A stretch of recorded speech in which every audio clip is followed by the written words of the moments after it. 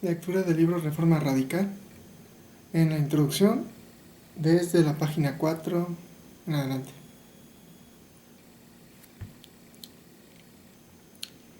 Sin embargo, la Reforma Radical fue también protestante, si se toman en cuenta otros rasgos: su repudio del papado y de la sucesión apostólica, de los obispos, su rechazo de la pretensión de que solo al Papa y a los obispos, a título individual o colectivamente en los concilios, les competía la enseñanza de la verdadera doctrina,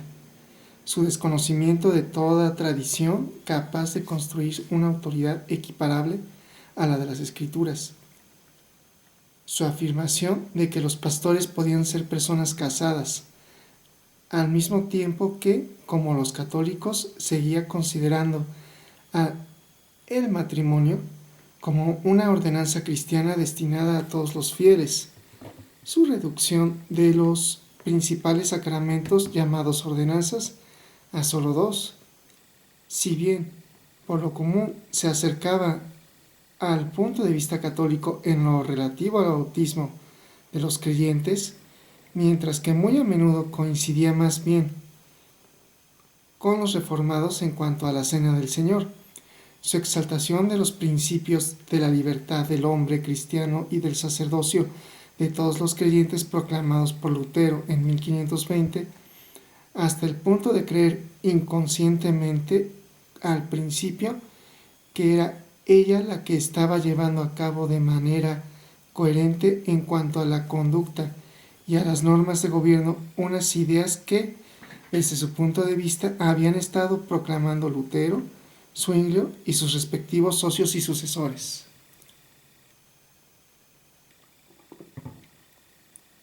Pero una vez concedido que la Reforma Radical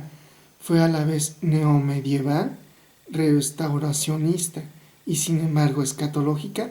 a la vez católica y protestante, nos sale al paso una segunda cuestión en torno a la cual se divide la generalidad de los investigadores, a saber, la de que si fue una sola oleada de reforma la que se lanzó con su triple impulso contra los acantilados y los promontorios de la época, es decir, si hubo una reforma radical. La exposición del presente libro y su título mismo dicen a las claras cuál es mi postura. También la ola del protestantismo clásico, al estrellarse contra las playas pedregosas del nacionalismo y de las prerrogativas territoriales, se quebró en tres formas principales: el luteranismo tradicional y nacional escandinavo, la cristiandad reformada, no enteramente homogénea desde Escocia hasta Lituania y Hungría, y la reforma establecida de Inglaterra, que, dominada e impulsada por diversas facciones, acabó por ser teológicamente episcopaliana, y esto solo de manera espasmódica. En el último cuarto de siglo y católica, pero sin sujeción al Papa en el siglo siguiente. Si bien durante el periodo que yo estudio nunca pudo desconocer la influencia de Lutero, de Felipe Melanchthon, de Martin Bucer y especialmente de Juan Calvino, no obstante que la reina Isabel no fue excomulgada por el Papa hasta el año 1570, pero ni el hecho de que el protestantismo magisterial haya estado también dividido en tres tipos principales, como tampoco el hecho de que la Reforma Radical, aun teniendo el común rasgo con el catolicismo evangélico, y más tarde incluso con el catolicismo tridentino, lo mismo que con el protestantismo clásico, haya sido sin embargo objeto de proscripción por parte de los católicos, tanto como por parte de los protestantes, hasta el punto de que esto produjo un gran número de martirios. Bastan por sí solo para justificar el adjetivo radical en un sentido teológico o el sustantivo reforma en singular. Nos es preciso, en consecuencia, avanzar más allá a manera de introducción, para legitimar el título del presente libro, a pesar de la notoria diversidad de personalidades, de principios y de programas que en las páginas siguientes van a desfilar ante nuestra atónita mirada, con todas sus proclamas tan discordantes en apariencia. Será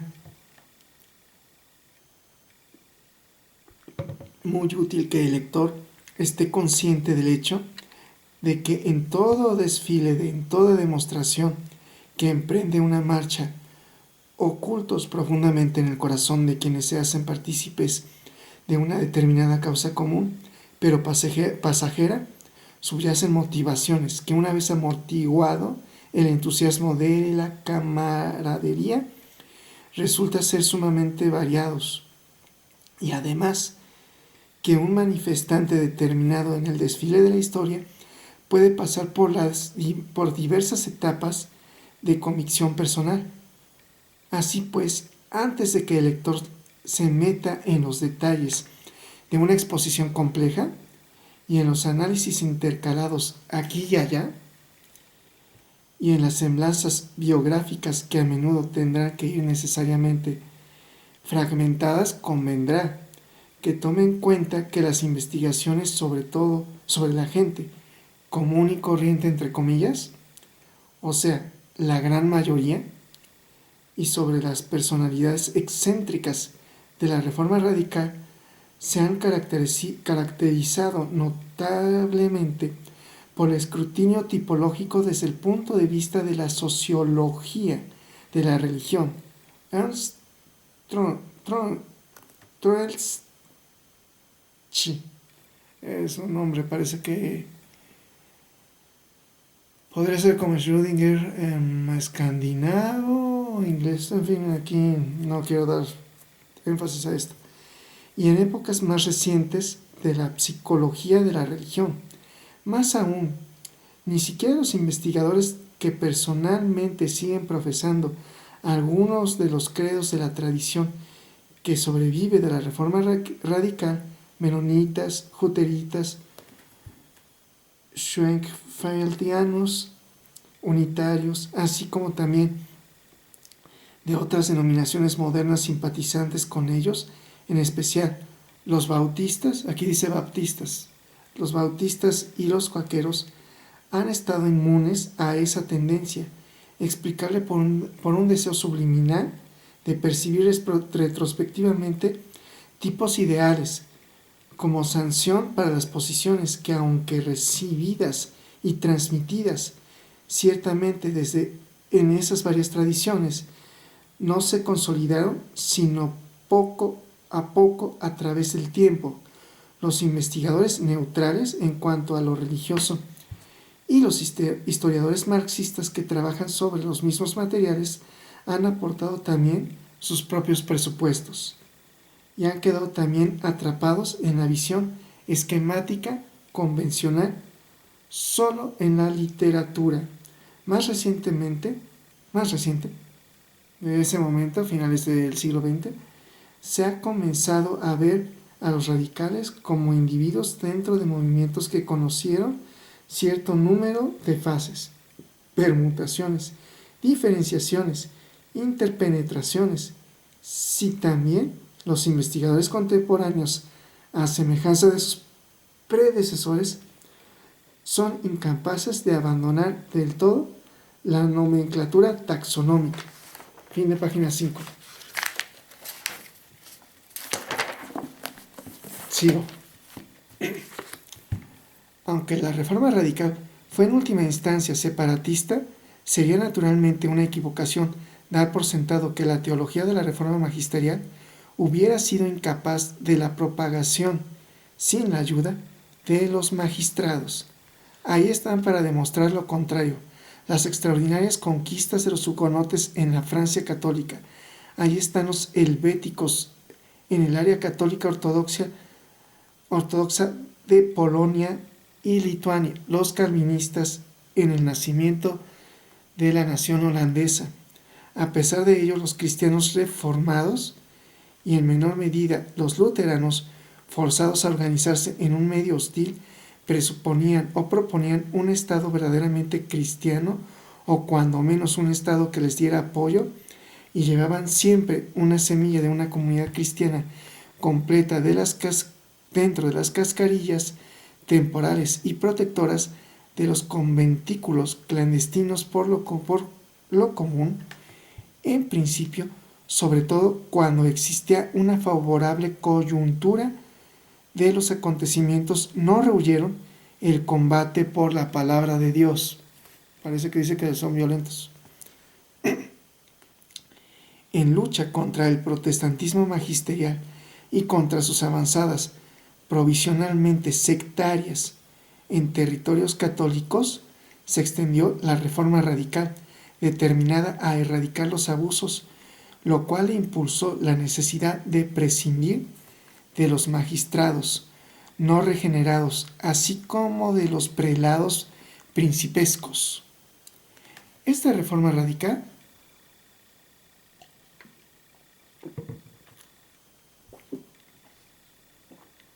fue un amontonamiento muy laxamente e integrado de reformas y restituciones doctrinales e institucionales suscritas por anabautistas en la lectura contemporánea, de varios tipos, por espiritualistas y espiritualizantes de diversas tendencias, desde el marcial Thomas Munster, pasando por el Grubler individualista Sebastian Frank, hasta el quietista y pietista Gaspar Schwenkenfeld, así como los racionalistas evangélicos, para quienes la única base esencial era el Nuevo Testamento, desde Juan Valdés, pasando por Lelio Socino, hasta Pedro Gronesius. En contraste con los protestantes, los radicales de las tres tendencias dentro de la Reforma Radical afirmaron en principio la necesidad de establecer una separación entre sus iglesias y el Estado o territorial. Si bien hubo en esto algunas excepciones entre los munsteristas, por ejemplo, Conrado Grebel procuró, a manera de transición, la creación de un ayuntamiento regenerado en Zúrich, y otro tanto hizo Baltasar Hofmeier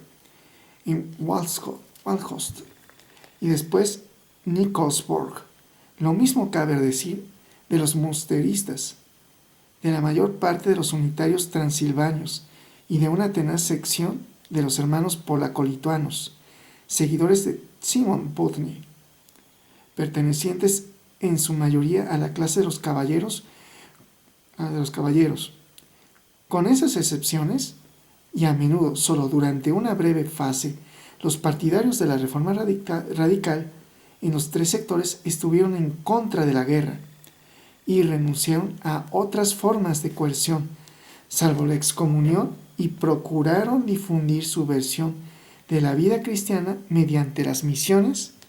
el martirio y la filantropía. No menos seguros que los combativos calvinistas de ser ellos el resto elegido del Señor, entre comillas resto elegido, puesto que mediante su pacto con Dios, el hecho en una buena conciencia, entre comillas todo eso, habían logrado así su propia salvación en el temor y temblor. Estos reformistas radicales ponían su confianza en el Señor de los vivos y de los muertos,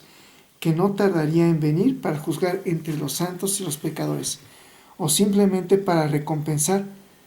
a los santos, los únicos destinados a resucitar. Fausto Socino.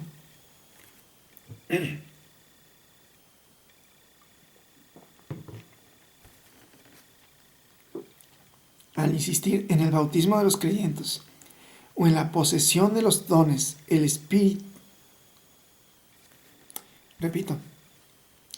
al insistir en el bautismo de los creyentes o en la posesión de los dones del Espíritu, que no se ve de él, vuelvo a leer, al insistir en el bautismo de los creyentes o en la posesión de los dones del Espíritu, o en la experiencia de la regeneración, y al mostrarse muy a menudo totalmente indiferentes en cuanto al orden político y social general, los diversos voceros de la Reforma Radical no sólo se opusieron tácitamente y en principio a la Reforma Magisterial, sino que también se diferenciaron claramente de los protestantes del siglo XVI en cuanto a lo en cuanto a lo que constituía la experiencia y el concepto de la salvación, y a lo que constituía la verdadera iglesia y el comportamiento cristiano adecuado. En cuanto a la doctrina luterana de la salvación por la fe, veían un nuevo sistema de indulgencias, más funesto que el que Lutero había atacado. Solían abstenerse de emplear el término teológicamente complementario de santificación y preferían en cambio insistir en otros conceptos: la regeneración, el nuevo ser en Cristo, la energía del Espíritu, el reavivamiento de la conciencia moral, o en un lenguaje velado, la deificación. En todo caso, los exponentes y mártires de la Reforma Radical, lo mismo los anabaptistas que los espiritualistas y los racionalistas evangélicos, se parecían mucho por su inconformidad con las reformulaciones luteranos-zwinglianas calvinistas acerca de la expiación, de la justificación separada de las obras, del pecado original y de la predestinación. Desde su punto de vista, esas formulaciones rebajaban por completo la importancia de su experiencia religiosa personal y el ejercicio continuo de aquellas disciplinas personales y comunitarias mediante las cuales se afanaban en imitar dentro de su grupo, algo que a partir de sus interpretaciones de ciertos textos del Nuevo Testamento se sentían que habían sido la comunidad apostólica original, o sea, la continuidad del discipulado o incluso la imitación de Cristo y la fervorosa adhesión a sus claros preceptos. Desde la Enquiridión del soldado cristiano de Desiderio Erasmo, 1504, y la sacramentaria Epístola cristiana de Cornelio Joen, pasando por el semivaldesiano Beneficio de la muerte de Cristo de Benedicto Mantuano, hasta el Jesucristo Salvatore de Socino en 1578, el gran tapiz de la Reforma Radical estuvo entretejido con una mal torcida madeja de hilos que iban dando una nueva configuración a la doctrina de la salvación. En esta reconstrucción o reubicación de la doctrina anselmiana de la redención, hecha en forma explícita a veces, pero por lo general puramente implícita, hubo una característica insistencia en la misericordia divina y la elaboración de una devota y detallada doctrina de la imitatio Christi, el discipulado del cristiano renacido, una alteración correspondiente en la doctrina de la encarnación, formulada a veces con la idea de la carne celestial de Cristo. Miguel Servet, Gaspar Schwenkerfeld, Menno Simons, quienes están de acuerdo con esta doctrina en Reforma Radical, a veces con la aseveración de su humanidad totalmente obediente, exaltada por Dios Padre, hasta hacer de Él Rey del universo, no menos que el de la verdadera Iglesia, Fausto Socino, y muchas veces también una alteración en las formulaciones tradicionales de la relación del Padre con el Hijo, que podía consistir en varias cosas, desde sostener simplemente la triadología consubstancial, en página 7, intraarticulada del credo de los apóstoles, hasta proclamar un unitarismo nonadorante y judaizante. Francisco David. En los tres sectores hubo, aquí y allá, y por lo menos un unitarismo explícito o implícito, llevados por sus intensas convicciones escatológicas, aunque de los espiritualistas, muchos anabaptistas y casi racionalistas evangélicos se adhirieron a la doctrina del sueño o de la muerte del alma en el periodo anterior a la resurrección. Psicopaniquismo o mortalismo. Fin de la página 8. Con esto terminamos por el momento la lectura del libro de Reforma Radical en su introducción. Pasaremos a comentarios.